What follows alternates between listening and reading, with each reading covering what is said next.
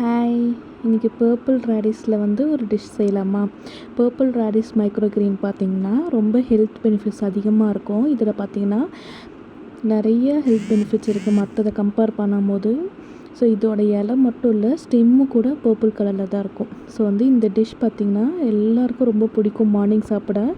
இது ஒன்றுமே இல்லை, மசாலா ரோஸ்ட்டு தான். மசாலா ரோஸ்ட்டில் நம்ம பர்பிள் ரேடிஸ் எப்படி இன்க்ளூட் பண்ணுறோன்னு பார்க்கலாம்.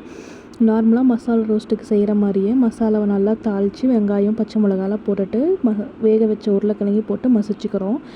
இதுக்கப்புறமா அந்த பர்பிள் ரேடிஷ் மைக்ரோ கிரீனை குட்டி குட்டியாக கட் பண்ணி இதோட ஆட் பண்ணி ஸ்டவ் ஆஃப் பண்ணிடணும். உடனே ரொம்ப நேரம் வேகக்கூடாது, போட்ட உடனே ஸ்டவ் ஆஃப் பண்ணிவிடுங்க, அவ்வளோதான்.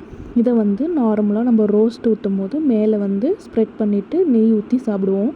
ரொம்ப டேஸ்ட்டாக இருக்கும். இந்த பர்பிள் ரேடிஷ் மைக்ரோ கிரீன் பார்த்திங்கன்னா ஸ்கின் ஹெல்த்துக்கு ரொம்ப பெனிஃபிட்டாக இருக்கும். அதே மாதிரி இதில் ஆன்டி ஆக்சிடென்ட்ஸ்லாம் அதிகமாக இருக்கும் மற்றதை கம்பேர் பண்ணும்போது. ஏஜிங்கை ஸ்லோ பண்ணும், அதே மாதிரி பேட் கொலஸ்ட்ராலை கண்ட்ரோல் பண்ணுது. ஸோ இது ஒரு நாளைக்கு 100 கிராம் வரைக்கும் எடுத்துக்கலாம் நம்ம ஒரு அடல்ட்டு. இது ஒரு 3 வயசு குழந்தைங்களுக்கு மேலே எல்லாருக்குமே கொடுக்கலாம். இப்போ நான் ருத்ரனுக்குலாம் பார்த்திங்கன்னா அவனுக்கு 1.5 வயசு இருக்கும்போதே நான் ஸ்டார்ட் பண்ணிட்டேன். இப்போ இருந்தே அவன் அதெல்லாம் சாப்பிட்றான். ஸோ அவனுக்கு பழகிடுச்சு. ஆனால் நீங்கள் உங்கள் பேபிஸ்க்கு கொடுக்கணும்னு நினச்சிங்கன்னா 3 வயசுக்கு மேலே கொடுங்க, எந்த ஒரு ப்ராப்ளமும் இல்லை. குவான்டிட்டி கம்மியாக கொடுத்துட்டு உங்கள் குழந்தைக்கு செட் ஆனதுக்கப்புறமா நீங்கள் குவான்டிட்டி இன்க்ரீஸ் பண்ணிக்கலாம். இது பார்த்திங்கன்னா இங்கே ஈரோடு சைடெலாம் கார சட்னி சொல்லுவோம். வெறும் பூண்டு, வரமிளகா, புளி, உப்பு, அவ்வளோதான். இது மட்டும் போட்டு அரைச்சிட்டு இந்த மாதிரி மசாலா ரோஸ்ட்டு, பூண்டு தோசை எல்லாம் ஊற்றும் போது இதை ஆட் பண்ணிப்போம். ரொம்ப டேஸ்ட்டாக இருக்கும்.